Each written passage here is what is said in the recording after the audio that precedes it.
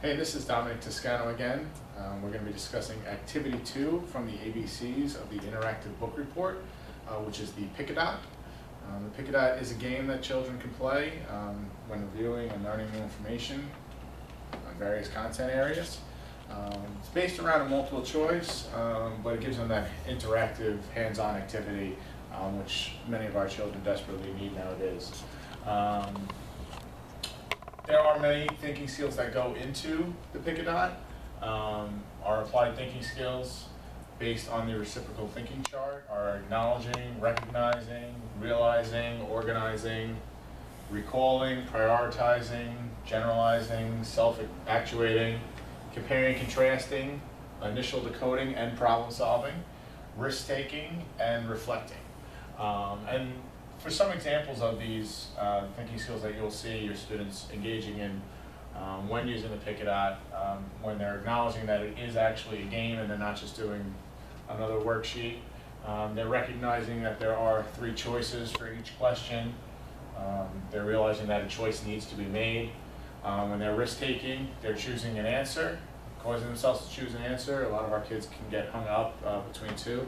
This one that really wants them to just pick an answer and show them that if they do get it wrong, they can always try it again and correct their work.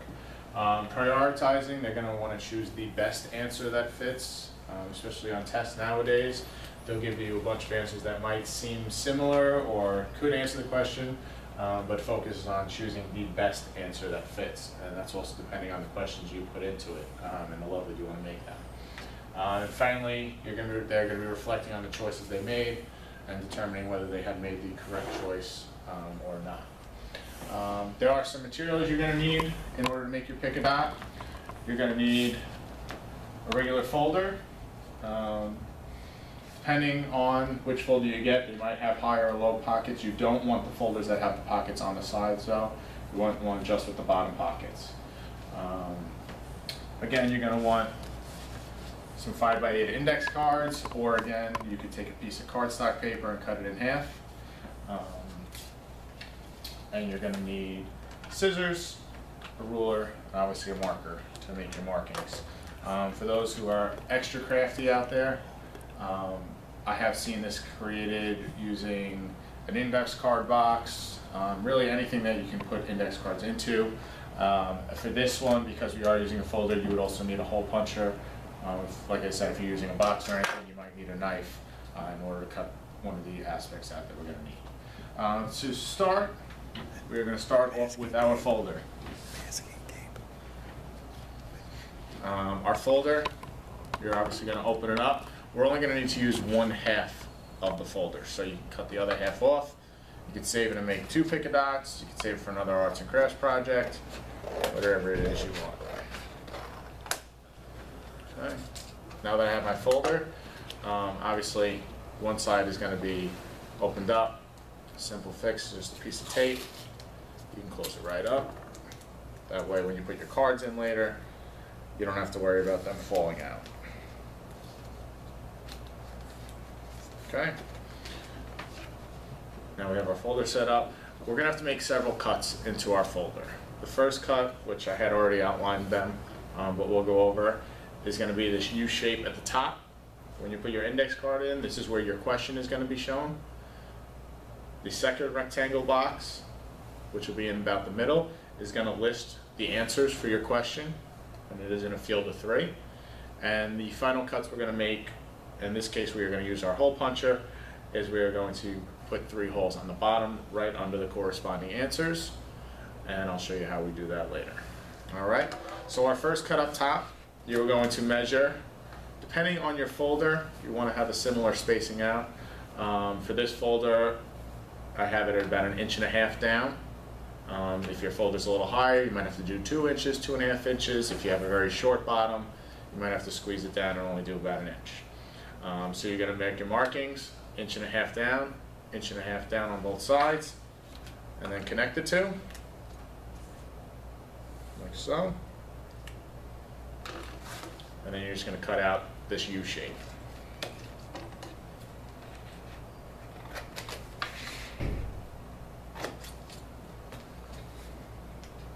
This you can just use a scissor for. unless you have a really thick box you're using or another craft you might want to try it with, you might need a razor. With this, the scissor does fine for us. And now you can see I cut it, and we have a nice U shape, which when we put our cards in, will display our question. The next part we're going to cut out is the rectangle box, which is going to display our answers. This you want just about an inch under the question. Or you could stop from the bottom and go, you could start the bottom of your box an inch up from the bottom. You want to space it evenly. So on my folder, it's actually in the middle. It's an inch below my question and an inch above the bottom. So I put my marks on both sides, and I connect the lines across to give myself the outline to cut. And again, I go with my scissor. This one's a little more difficult because it doesn't have an easy entrance point. Just take one piece of the scissor and just start it. If you're having your students cut it out, you might want to do that step for them just to get them started so they don't have to worry about poking themselves. And then you just cut it along the outlined box.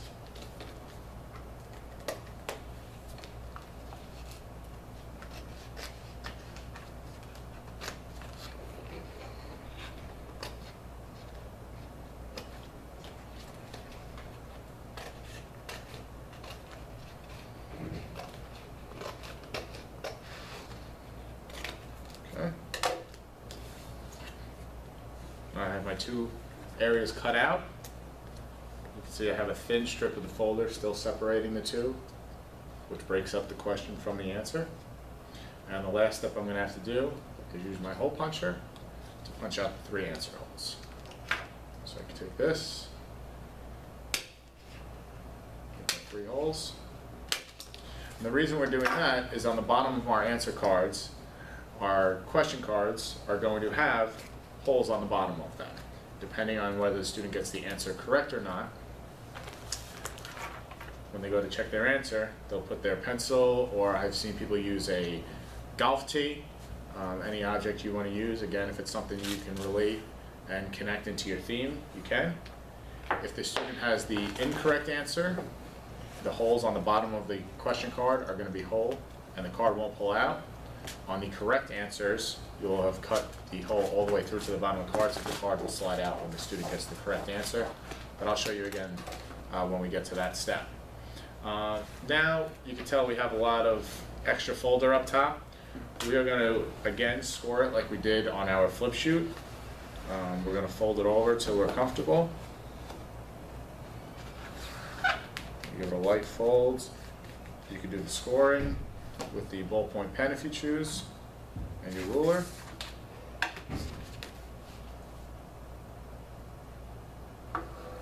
Again, you're not going all the way through the folder, you're just making a line deep enough so that you can fold up. If you're going to have a lot of questions in here, this keeps it pretty thin. If you're going to have a thicker folder, instead of having it bubble out like that, you could do 2 scoring lines. One right above the other one you made, so now I have 2 lines of it. And I'll fold it on both the lines so it gives me more of a box shape and a little more room to fit my information underneath. Okay, now that we have our picAdot set up, we have to set up our question cards. So you're going to take a blank, either 5x8 index card, or again the card stock, half a sheet, and you're going to insert it into your picAdot.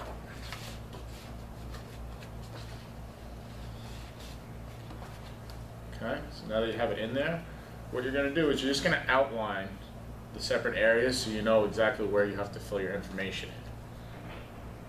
So you're going to make a U shape, follow that. You're going to make your internal rectangle, and you're going to put a little circle where each of your hole punches are. So, now you have it set up. Now you can go ahead and put your information in there. If you want to do it ahead of time, you could set this up as a template. So now whoever came, instead of having to measure it out, you can do it on a computer, you can make photocopies of it. That way you can just continuously put new information on these cards and keep using the picAdot without having to make a new one every time you want to change the topic or the information that you're working with. So you can write like I said, your question is going to go in here. We'll do this one for social studies.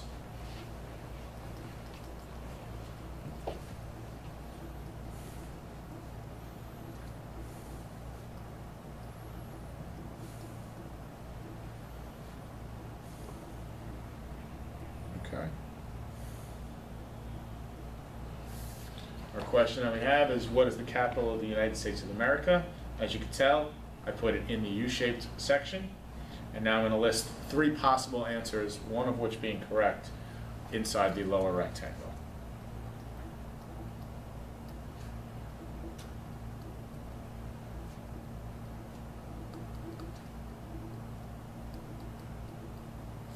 Okay, I have my 3 choices. I have Albany, Washington, D.C., and New York. And the last step we're going to have to do is hole punch the bottom so that we could put our answer tester in there.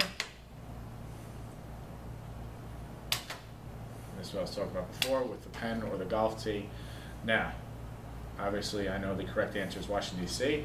For that one, I'm actually going to extend my holes all the way through so it's clean cut.